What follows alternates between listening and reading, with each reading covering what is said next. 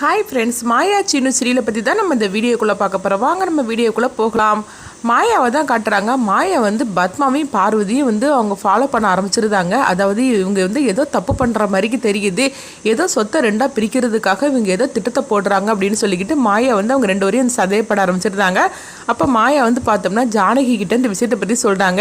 பெரியம்மா, பார்வதி சித்தி ஏதோ வந்து தப்பு பண்ணுற மாதிரிக்கு தெரியுது, அவங்க வந்து ஏதோ மில்லு வாங்குறதா வந்து நான் கேள்விப்பட்டேன், ஆனால் குடும்பத்துக்கு தெரியாமல் இதெல்லாம் பண்ணிட்டு இருக்கிறாங்க அப்படிங்கவும் இது கட்டதுமே ஜானகி அதிர்ச்சி அடைகிறாங்க. என்ன மாயா நீ சொல்கிற அப்படிங்கும்போது, ஆமாம் பெரியம்மா, இவங்க ஏதோ தப்பு பண்ணுறாங்க, ஆனால் இந்த குடும்பத்தை ரெண்டாக பிரிக்கிறதுக்கு மட்டும் நான் கண்டிப்பாக விட்டுற மாட்டேன் அப்படிங்கவும் உடனே வந்து ஜானகி சொல்லிட்டு இருக்கிறாங்க.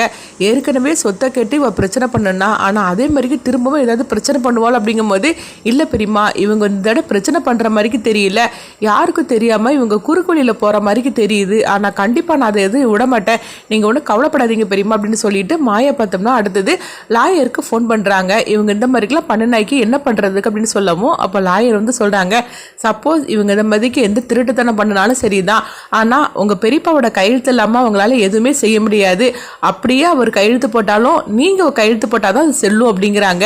நீங்கள் என்ன சொல்கிறீங்க அப்படின்னு மாயா கேட்கும்போது, ஆமாம், ரகுராமோட சொத்தை பிரிக்கிறதா இருந்தால் அவர் பொண்ணு அவங்கள தத்தெடுத்திருக்கிறாரு, அதுவும் வந்து அவர் எல்லாம் சட்டப்படி தத்தெடுத்திருக்கிறாரு, அப்படி இருக்கும்போது நீங்கள் கையெழுத்து போட்டால் மட்டும்தான் எதுவுமே பண்ண முடியும், இல்லைன்னா அது செல்லாது அப்படின்னு சொல்லவும் இது கிட்டதுமே மாயா கொஞ்சம் சந்தோஷப்பட ஆரம்பிச்சிருந்தாங்க. அடுத்தது பார்த்தோம்னா மாயா வந்து இப்போ அடுத்ததான் என்ன பண்ணலாம், நம்ம கதிர்கிட்டையும் தனாகிட்டையும் இந்த விஷயத்தை பற்றி சொல்லலாம் அப்படின்ட்டு மாயா வந்து ஒரு முடிவு எடுக்கிறாங்க. அடுத்து இங்கே பார்த்தோம்னா வந்து இவங்க பார்வதி தான் காட்டுறாங்க. அப்போ அந்த மில்கார் வந்து சொல்கிறாரு, இங்கே பாருமா, 2 நாளைக்குள்ளே இதை நீங்கள் முடிச்சிருங்க, ஏற்கனவே நான் பல பிரச்சனைகளில் இருக்கு அப்படின்னு சொல்லவும் உடனே வந்து பார்வதி வந்து சொல்லிட்டு இருக்கிறாங்க, நீங்கள் ஒன்றும் கவலைப்பட வேண்டாம், நீங்கள் சொல்கிற டேட்லேயே நம்ம முடிச்சிடலாம், லோனுக்கு கூட எல்லாம் ஏற்பாடு பண்ணிட்டு இருக்கிறோம், அதனால நீங்கள் கவலைப்படாதீங்க அப்படின்னு சொல்லவும் அவரு சரின்ட்டு போறாரு. அப்போ மகாலிங்கமும் பத்மாவும் கேட்டுட்டு இருக்கிறாங்க, பார்வதி நீ இப்போ என்ன பண்ண போற, ரகுராமோட சைன் இல்லாமல் நம்மளால எதுவுமே செய்ய முடியாது அப்படின்னு சொல்லவும் அப்போ பார்வதி வந்து இந்த டாக்குமெண்ட் எடுத்துட்டு போறாங்க. இப்போ பத்மா கேட்குறாங்க, இப்போ நீ என்ன பண்ண போற, அண்ணன் கிட்ட நேரடியாக நம்மளால கேட்க முடியாது, கேட்டாக்கே ஒரு பெரிய பிரச்சனையே ஏற்பட்டுரும், என்ன பண்ண போற அப்படின்னு சொல்லும் போது, அதுதான் எனக்கு ஒன்றும் தெரியலன்னு குழப்பத்தோட அந்த டாக்குமெண்ட் எடுத்துட்டு போறாங்க.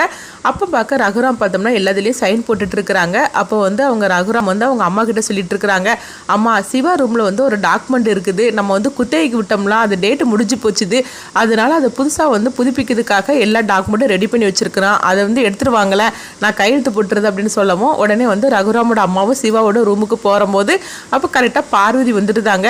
அத்தை இருங்க, நானே எடுத்துட்டு வரேன், எல்லாமே அவர் அங்கே தான் வச்சிருக்கிறாரு, நான் எடுத்துட்டு வரேன் அப்படின்னு சொல்லிட்டு அவங்க பார்வதி பார்த்தோம்னா அந்த டாக்குமெண்ட் எடுக்கிறதுக்காக போறாங்க. உடனே பார்வதி வந்து திட்டத்தை போட்டுருந்தாங்க, இந்த டாக்குமெண்ட் கூடயே இந்த டாக்குமெண்ட்டையும் வச்சு நான் கையெழுத்து வாங்கிற போறேன் அப்படின்னு பத்மா கிட்ட சொல்லவும் பத்மா சொல்றாங்க, அண்ணன் திடீர்னு படிச்சு பார்த்துட்டாக்கி என்ன பண்றதுக்கு அப்படிங்கவும் அதை நான் பார்த்துக்கிட்டு அப்படின்னு சொல்லிட்டு பார்வதி பார்த்தோம்னா அந்த டாக்குமெண்ட் எல்லாத்தையும் எடுத்து ரகுராம் கிட்ட கொடுக்கவும் அப்போ ரகுராம் வந்து அதை படிச்சு பார்க்கறதுக்காக போறாங்க.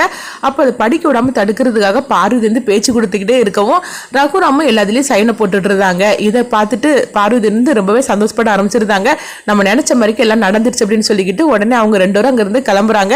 அப்போ வந்து ஜானகி வந்து கேட்டுட்டு இருக்கிறாங்க, 2 பேரும் எங்க போறீங்க அப்படின்னு சொல்லவும் ஆள் ஆளுக்கு ஒவ்வொரு பதில சொல்றாங்க. என்னது ஆள் ஆளுக்கு ஒவ்வொரு பதில சொல்லிட்டு இருக்கிறீங்க அப்படிங்கவும் பார்வதி எப்படியோ சமாளிச்சிருந்தாங்க. அப்போ ஜானகி சந்தேகம் வந்துருது.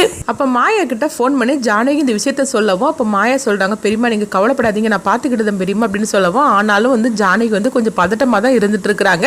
இங்கே பார்த்தோம்னா பார்வதியும் பத்மாவும் மகாலிங்கத்திட்ட சொல்லியிருந்தாங்க, நான் கையெழுத்து வாங்கியாச்சுது, நீங்கள் ரிஜிஸ்டர் ஆஃபீஸுக்கு வந்துருங்க அப்படின்னு சொல்லவும் உடனே அவர் அங்கே வந்துருந்தாரு. அப்போ மில்லு வந்து விற்கிறாங்களா பார்வதிக்கு, அவரும் வந்துருந்தாரு. அடுத்தவங்க பார்த்தோம்னா வந்து எல்லாருமே வந்து ரொம்ப சந்தோஷத்தில் இருக்கிறாங்கன்னு கொஞ்ச நேரத்தில் எல்லாமே நம்ம நினச்சதெல்லாம் நடக்க போகுது அப்படின்னு சொல்லிட்டு இருக்கும் போதே ரகுராமும் மணியும் அங்கே வராங்க. அவங்க 2 பேரையும் பார்த்ததுமே பத்மாவும் பார்வதியும் அதிர்ச்சி அடைகிறாங்க, ஐயோ என்ன மாமா அங்கே எதுக்காக வந்திருக்காரு அப்படின்னு சொல்லிட்டு உடனே அவங்க 2 பேரும் ஒளிஞ்சு போய் நின்றுட்டு இருக்கிறாங்க. அப்போ மகாலிங்கமும் வந்து கொஞ்சம் தள்ளி போய் நின்றுட்டு இருக்கவும் அப்போ ரகுராமை பார்த்ததுமே இந்த மில்லு விற்கிறாருல்ல அவர் வந்து ரகுராம் கிட்ட வந்து பேசிட்டு இருக்கிறாங்க. அப்போ ரகுராம் கேட்குறாங்க, உங்களுக்கு மில்லு தொழிலெலாம் இப்படி போயிட்டு இருக்கு அப்படிங்கும்போது என்னங்கய்யா பண்ணுறதுக்கு எல்லாம் நஷ்டத்தில் தான் போயிட்டு இருக்குது, ஆனால் எனக்கு ஒரு சந்தோஷம், உங்கள் குடும்பத்துக்காக வந்து அதை வந்து நீங்கள் வாங்குறீங்க, அதை நினச்சி எனக்கு ரொம்பவே சந்தோஷம், என் மில்லை வந்து நீங்கள் வாங்கி நீங்கள் நல்லபடியாக ரன் பண்ணணும் அப்படின்னு சொல்லவும் இது கிட்டதுமே ரகுராமுக்கும் மணிக்கும் ஒரே குழப்பமாக இருக்குது. அப்போ ரகுராம் நினைக்கிறாங்க, என்னது மில்லை நான் வாங்க போகிறேன் அப்படின்னு சொல்லிட்டு இருக்கும்போது இதை பார்த்துட்டு பத்மா பார்வதி ரொம்பவே அதிர்ச்சி அடைகிறாங்க, ஐயோ யாருக்கு இந்த விஷயம் தெரியக்கூடாதுன்னு சொல்லிக்கிட்டு நம்ம எல்லா திருட்டுத்தனமும் பண்ணிட்டு இருக்கோமோ, இப்போ அவருக்கே தெரிஞ்சு போச்சுது அப்படின்னு சொல்லிட்டு அவங்க ரொம்பவே பதட்டத்தோடு இருக்கிறாங்க. அடுத்து பார்த்தோம்னா அந்த மில்லுக்காரரை இப்படி செய்கை மூலமாக கூப்பிடவும் அவருக்கும் வந்து ஏதோ தோணுது, என்னது இந்த அம்மா எதுக்காக கூப்பிடுறாங்க அப்படின்னு சொல்லிட்டு அப்படியே வந்து அவங்க வந்துருந்தாங்க. அப்போ ரகுராமுக்கு வந்து நினைக்கிறாங்க, இவர் என்ன உளறிட்டு போகிறாரு, ஒன்றுமே புரிய மாட்டுக்கு அப்படின்னு சொல்லிட்டு நினைக்கிறாங்க. அடுத்து பார்த்தோம்னா அவங்க ஏதோ ஒரு வேலையாக வந்திருப்பாங்க போலுக்கு. அப்போ அது முடிச்சதுமே ரகுராமும் மணியும் கிளம்பி போகிறாங்க. இங்கே பார்த்தோம்னா வந்து பத்மா, பார்வதி, மகாலிங்கம் அப்புறமா வந்து மில்லு வாங்கப்பட்டவர் எல்லாருமே வந்து ரிஜிஸ்டர் ஆஃபீஸுக்குள்ளே அவங்க போகிறாங்க. நல்ல வேளை மாமா போயிட்டார் அப்படின்னு சொல்லிட்டு அடுத்து பார்த்தோம்னா அந்த டாக்குமெண்ட் எல்லாமே வந்து அவங்க இது சைன் பண்ணுறதுக்காக இருக்கும்போது கரெக்டான நேரத்தில் மாயா வந்து தடுத்து நிறுத்திடுறாங்க. மாயா அங்கே வருவாங்கன்னு சொல்லி கொஞ்சம் கூட எதிர்பார்க்கவே இல்லை. அப்போ நீ எதுக்காக அங்கே வந்திருக்கிற அப்படின்னு சொல்லும் போது அப்போ மாயா சொல்கிறாங்க, நீங்கள் என்ன திட்டத்தோடு வந்திருக்கீங்கன்னு எனக்கு நல்லாவே தெரியும், அது நிறுத்துறதுக்காக தான் நாங்கள் வந்திருக்கிறேன் அப்படிங்கிறாங்க. இந்த விஷயம் மட்டும் பெரியப்பாவுக்கு தெரிஞ்சுனா என்ன ஆகும் உங்களுக்கு தெரியும்ல அப்படிங்கும்போது, இங்கே பாரு தேவலாம் இந்த மாதிரிலாம் பண்ணிட்டு இருக்காது அப்படிங்கும்போது உடனே வந்து லாயர் சொல்லிட்டு இருக்கிறாங்க, நீங்கள் வந்து மாயாவோட சைன் இல்லாமல் நீங்கள் எதுவுமே பண்ண முடியாது அப்படின்னு சொல்லவும் இது கிட்டதுமே பத்மா பார்வதி அதிர்ச்சி அடைகிறாங்க.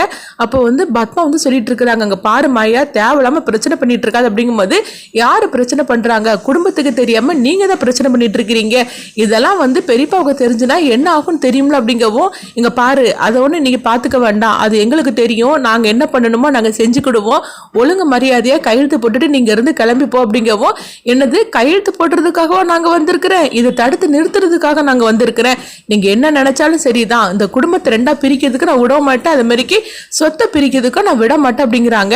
என்னடி நினைச்சுக்கிட்டு இருக்கிற, யாரு விட்டு சொத்தை யாரை பிரிக்கிறதுக்காக இந்த மாதிரி பேசிட்டு இருக்கிற அப்படின்னு பத்மா கேட்கவும் அப்ப மாயா சொல்றாங்க, ஆமா பெரியப்பா என்னைக்கு வந்து என்ன பொண்ணா தத்தெடுத்தாரோ அப்பவுமே இந்த குடும்பத்தோட பொண்ணு தான் நான், அது மட்டும் இல்லாம இந்த சொத்துல எனக்கு வந்து பங்கு இருக்குது, நானும் முடிவெடுத்தாதான் உங்களால பிரிக்க முடியும் அப்படிங்கிறாங்க.